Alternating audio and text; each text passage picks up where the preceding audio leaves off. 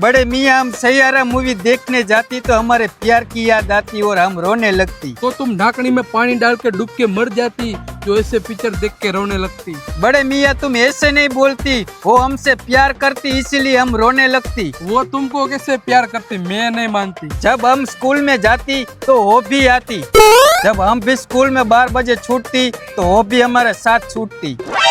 जब हम बुधवार को बिना यूनिफॉर्म के जाती तो वो भी यूनिफॉर्म पहन के नहीं आती। जब हम रविवार को स्कूल नहीं जाती तो वो भी नहीं आती। तो ये बड़े मियाँ प्यार नहीं होती तो क्या होती?